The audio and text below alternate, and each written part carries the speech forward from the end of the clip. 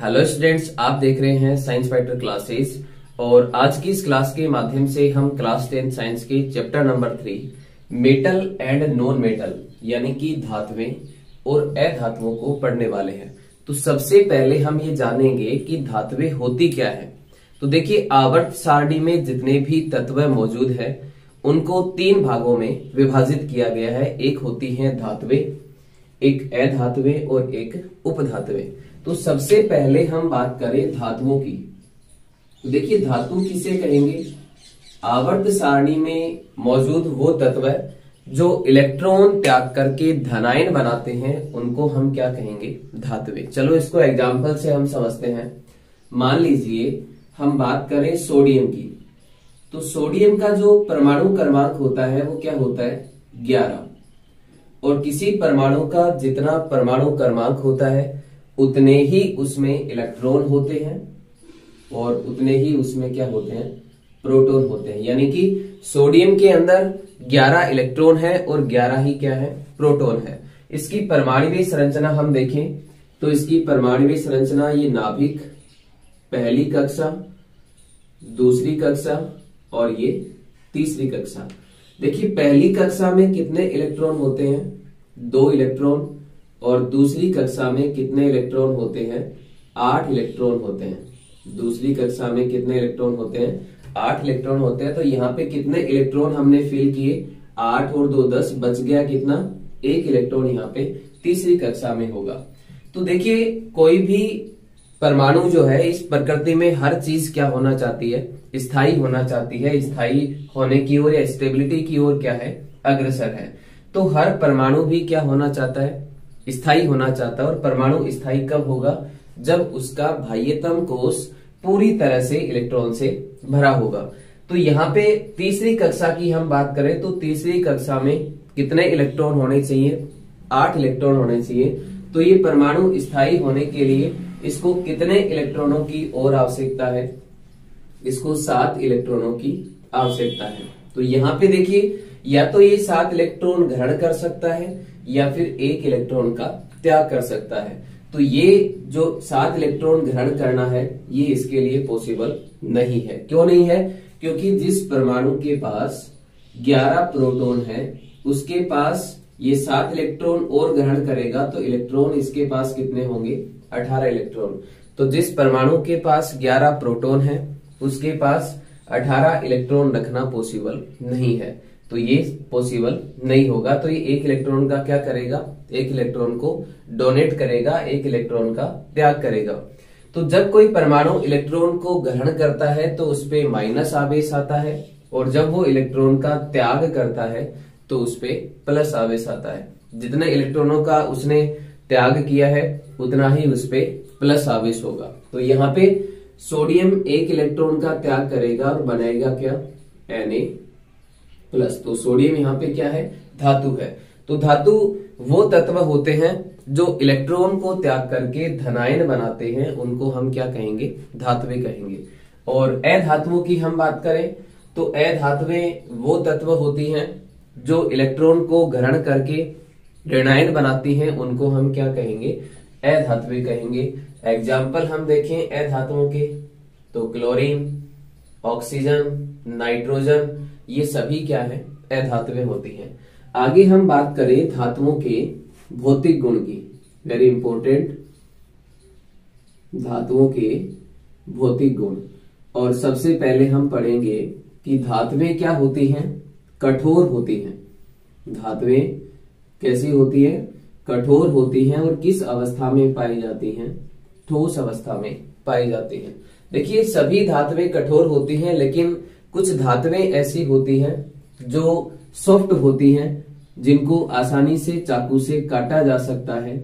और वो धातुएं हैं आपकी सोडियम, पोटेशियम और लिथियम। इनको क्या कहा जाता है? क्षार धातुएं कहा जाता है। क्या कहते हैं? क्षार धातुएं। यानी कि धातुएं कठोर होती हैं लेकिन कुछ धातुएं सॉफ्ट होती हैं जिनको आसानी से चाकू से काटा जा सकता है। और वो धातुएं कौन सी हैं? सोडियम, पोटेशियम और लिथियम। क्या कहते हैं? इनको क्षार धातुएं कहा जाता है।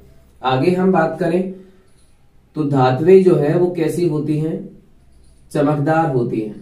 धातुओं की जो सतह है वो कैसी होती है, चमकीली होती है।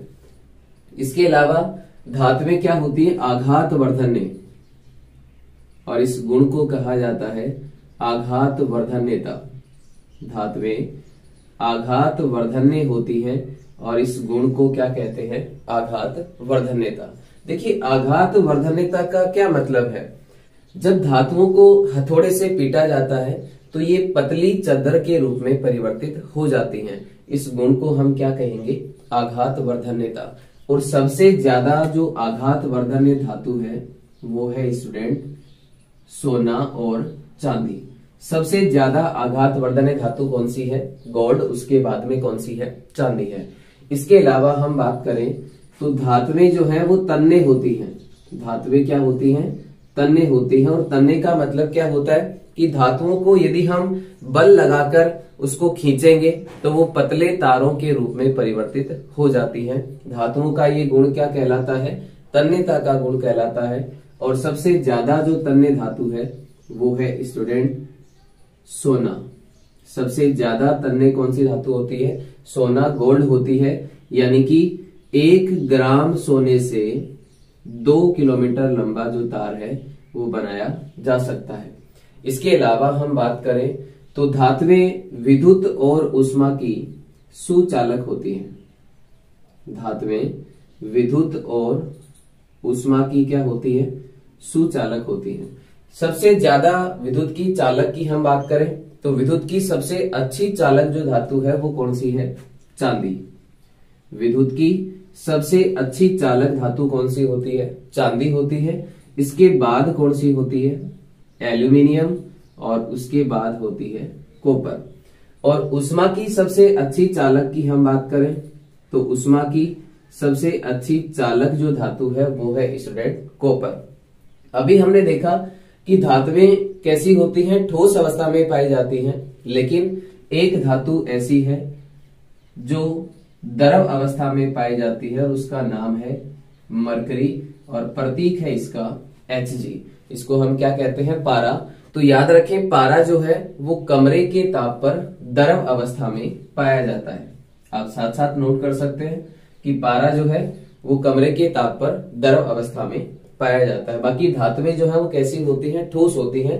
लेकिन पारा जो है वो कमरे के ताप पर द्रव अवस्था में मिलता है।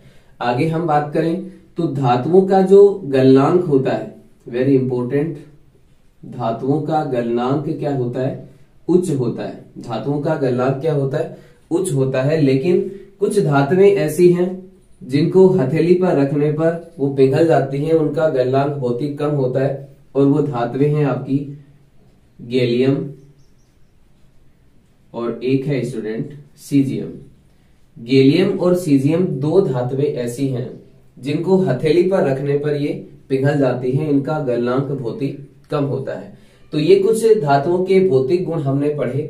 आगे हम बात करेंगे अधातुओं की, और अधातुओं के भौतिक गुण कौन से होते हैं। तो देखिए जो गुण धातुओं में होते हैं जिनमें नहीं होते वो क्या होती हैं, अधातुएं होती हैं। सबसे पहले हम बात करें कि धातुएं कठोर होती हैं, ठोस होती हैं। लेकिन अधातु जो होती है, आप यहां से नोट करते जाएं,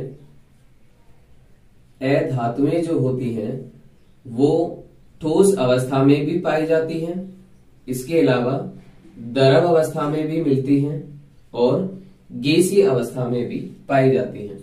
द्रव अवस्था में पाई जाने वाली जो एकमात्र अधातु है वो है स्टूडेंट ब्रोमीन, वेरी इंपॉर्टेंट। द्रव अवस्था में पाई जाने वाली धातु कौन सी होती है, मरकरी, पारा। और द्रव अवस्था में पाई जाने वाली अधातु कौन सी होती है, ब्रोमीन होती है। इसके अलावा हमने देखा कि धातुएं जो है वो कठोर होती हैं, लेकिन अधातुएं जो है वो कठोर नहीं होती, ये क्षण भंगुर होती हैं, ब्रिटल होती हैं। इनको पीटने पर ये टुकड़ों में क्या होती हैं, परिवर्तित हो जाती हैं, छोटे छोटे टुकड़ों में बंट जाती हैं। इसके अलावा हमने देखा कि धातुएं क्या होती हैं, चमकदार होती हैं, लेकिन अधातुएं चमकीली नहीं होती हैं। लेकिन याद रखें आयोडीन, वेरी इंपॉर्टेंट, आयोडीन जो है वो अधातु होते हुए भी क्या है, चमकीली होती है, वेरी इंपॉर्टेंट। आयोडीन अधातु होते हुए भी क्या होती है, इसमें धात्विक चमक पाई जाती है। आगे हमने देखा कि धातुएं आघात वर्धन्य होती हैं, लेकिन अधातुएं आघात वर्धन्य नहीं होती, इनको पीटने पर ही छोटे छोटे टुकड़ों में परिवर्तित हो जाती हैं। धातुएं तन्य होती हैं, लेकिन अधातुएं तन्य नहीं होती। धातुएं विद्युत और ऊष्मा की सुचालक होती हैं, लेकिन अधातुएं विद्युत और ऊष्मा की सुचालक नहीं होती। लेकिन इसका अपवाद आपको याद रखना है, कार्बन। कार्बन एक अधातु होती है और इसका अपर रूप होता है ग्रेफाइट। कार्बन का अपर रूप ग्रेफाइट। कार्बन के 3 अपर रूप होते हैं, हीरा, ग्रेफाइट और फुलरेन, और इनमें से ग्रेफाइट जो है वो विद्युत का अच्छा चालक होता है। तो याद रखें, कार्बन अधातु होते हुए भी इसका जो अपर रूप है ग्रेफाइट, वो विद्युत का अच्छा चालक होता है। इसके अलावा हमने देखा गलनांक। तो धातुओं का जो गलनांक होता है वो उच्च होता है, लेकिन अधातुओं का गलनांक उच्च नहीं होता। इसके अलावा एक प्रॉपर्टी और आप यहां से नोट कर सकते हैं, और वो है कि धातुएं धावनिक होती हैं। धावनिक का मतलब क्या है स्टूडेंट? धावनिक का मतलब है कि धातुओं को यदि हम पीटते हैं तो वो ध्वनि उत्पन्न करती हैं। इस गुण को क्या कहा जाता है? धावनिक कहा जाता है। तो ये कुछ भौतिक गुण थे धातुओं के, आप यहां से नोट कर सकते हैं या फिर आप इसका स्क्रीनशॉट ले सकते हैं। तो धातुओं के भौतिक गुण आपके लिए काफी इंपॉर्टेंट है। आगे हम पढ़ेंगे धातुओं के रासायनिक गुण। धातुओं के रासायनिक गुण, तो देखिए कौन से रासायनिक गुण हम यहाँ पे पढ़ेंगे। सबसे पहला हम पढ़ेंगे धातुओं की ऑक्सीजन से अभिक्रिया। किससे अभिक्रिया? ऑक्सीजन से अभिक्रिया। यानी कि क्या होता है जब धातुओं को वायु की उपस्थिति में जलाया जाता है। एक के चैप्टर में भी हमने पढ़ा था कि जब मैग्नीशियम रिबन को वायु की उपस्थिति में जलाया जाता है तो क्या होता है? मैग्नीशियम ऑक्साइड बनता है। क्या बनता है? Magnesium oxide. तो वही आप यहाँ पे पढ़ने वाले हैं कि धातुओं को जब वायु की उपस्थिति में जलाते हैं तो क्या होता है। तो देखिए, धातु को जब वायु की उपस्थिति में जलाएंगे तो ये ऑक्सीजन से अभिक्रिया करके क्या बनाएंगी? धातु ऑक्साइड। एम यहाँ पे मेटल, ओ का मतलब है ऑक्साइड। तो धातुएं ऑक्सीजन से अभिक्रिया करके क्या बनाती हैं? धात्विक ऑक्साइड बनाती हैं। और वेरी इंपॉर्टेंट, धातु ऑक्साइड की जो प्रकृति है वो कैसी होती है? क्षारीय होती है। यानी कि धातु ऑक्साइड अम्ल से अभिक्रिया करके लवण और जल बनाता है, और ये अभिक्रिया क्या कहलाएगी? उदासीनीकरण अभिक्रिया। तो हमने देखा कि धातु ऑक्साइड की प्रकृति कैसी होती है? क्षारीय होती है। लेकिन कुछ धातुओं के ऑक्साइड प्रकृति में कैसे होते हैं? अम्लीय भी होते हैं और क्षारीय भी होते हैं। उनके एग्जाम्पल आप यहां से नोट कर सकते हैं, एल्यूमिनियम ऑक्साइड और जिंक ऑक्साइड। इनकी प्रकृति अम्लीय भी होती है और क्षारीय भी होती है। तो ऐसे ऑक्साइड जो प्रकृति में अम्लीय भी होते हैं और क्षारीय भी होते हैं क्या कहलाते हैं? उभयधर्मी ऑक्साइड। क्या कहलाते हैं? उभयधर्मी ऑक्साइड। यानी कि एल्यूमिनियम ऑक्साइड और जिंक ऑक्साइड दोनों की जो प्रकृति है वो कैसी होती है? अम्लीय भी होती है और क्षारीय भी होती है। ये अम्ल और क्षार दोनों से अभिक्रिया करके, ये जो ऑक्साइड आप देख पा रहे हैं, ये अम्ल और क्षार दोनों से अभिक्रिया करके लवण और जल बनाएंगे, और इस अभिक्रिया को हम क्या कहेंगे? उदासीनीकरण अभिक्रिया। आगे हम देखें कि जो धातुएं होती हैं वो समान दर से ऑक्सीजन से अभिक्रिया नहीं करती।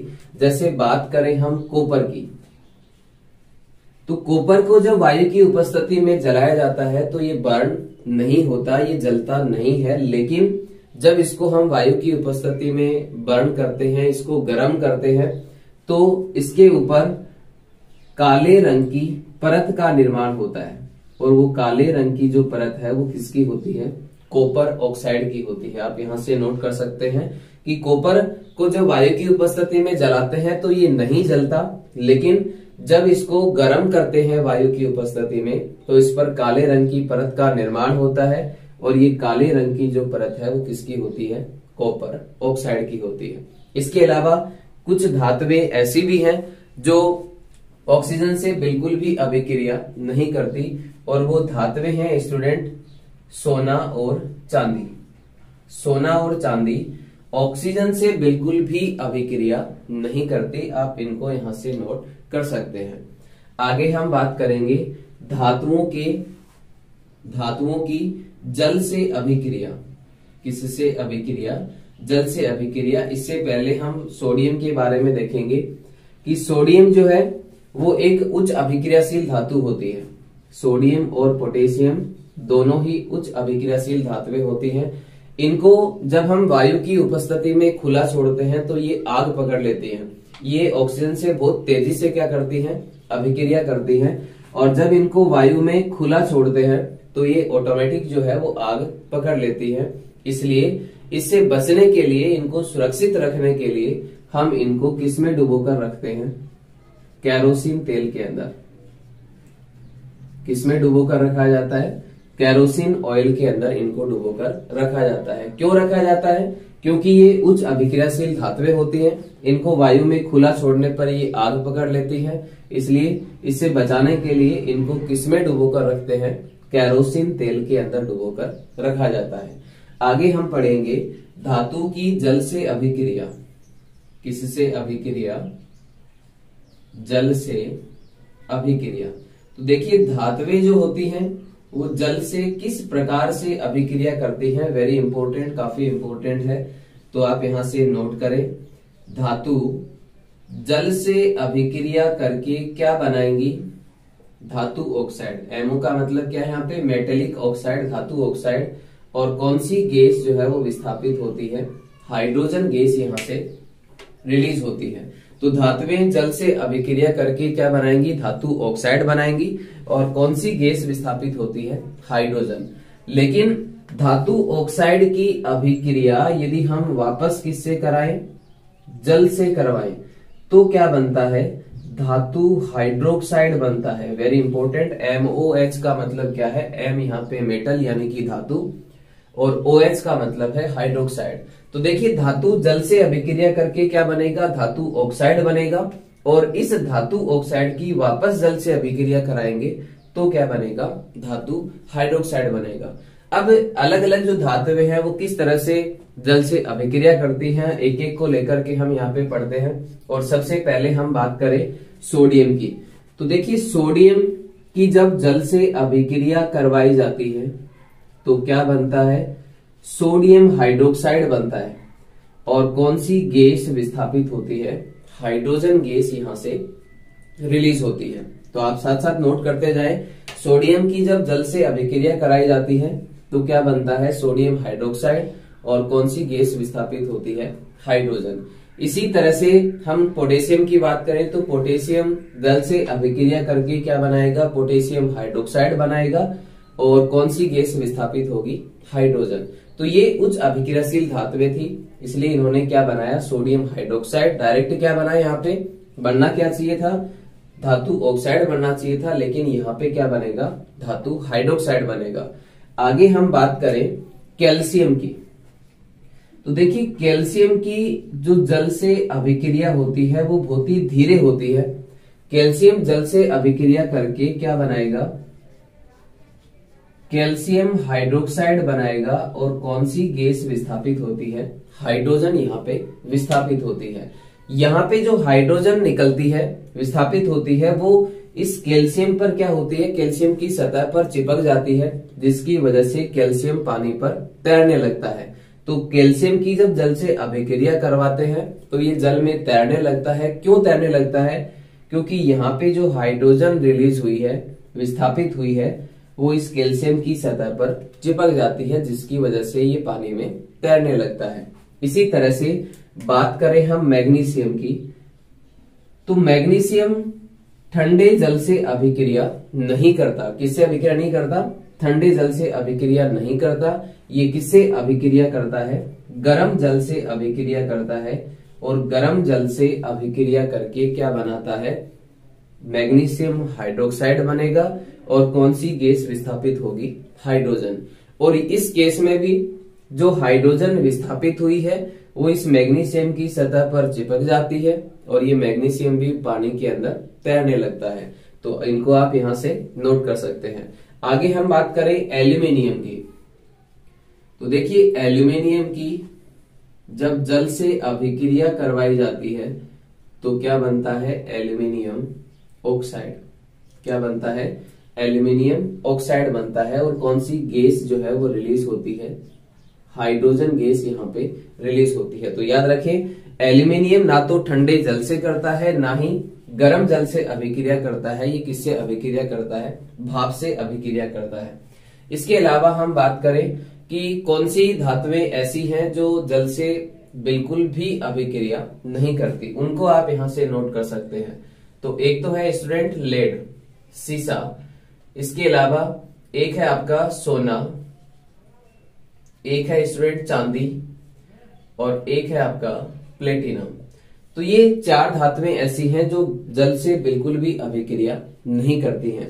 जबकि आपका जो एल्यूमिनियम होता है वो ठंडे जल से भी अभिक्रिया नहीं करता, गर्म जल से भी अभिक्रिया नहीं करता। ये किससे अभिक्रिया करता है, केवल भाप से अभिक्रिया करता है। इसके लिए हमने आपके बुक में एक दिया है एनोडीकरण। एनोडीकरण क्या है, देखिए एनोडीकरण की हम बात करें तो देखिए एनोडीकरण क्या होता है, एल्यूमिनियम की वस्तुओं पर ऑक्साइड की मोटी परत बनाने की जो प्रक्रिया है उसको क्या कहा जाता है, एनोडीकरण कहा जाता है। और इससे एल्यूमिनियम के जो ऑब्जेक्ट है, वस्तुएं हैं, वो और ज्यादा आकर्षक और चमकदार दिखाई देती हैं। ये इसको कोरिजन यानी कि जंग से भी बचाता है। तो ये आप यहां से नोट कर सकते हैं कि एनोडीकरण क्या होता है। एनोडीकरण का मतलब एल्यूमिनियम की वस्तुओं पर ऑक्साइड की मोटी परत बनाने की जो प्रक्रिया होती है उसको क्या कहा जाता है, एनोडीकरण कहा जाता है। इससे एल्यूमिनियम की जो वस्तुएं हैं वो और ज्यादा आकर्षक और चमकदार दिखाई देती हैं। तो आज हम इतना ही पढ़ेंगे। इससे जो अगला पार्ट है वो हम नेक्स्ट वीडियो में डिस्कस करेंगे। तो आज के लिए स्टूडेंट इतना ही। आशा करता हूं आप बहुत अच्छे से समझ पाए होंगे। मिलते हैं नेक्स्ट वीडियो में, तब तक के लिए आप सभी का बहुत बहुत धन्यवाद। जय हिंद, जय भारत।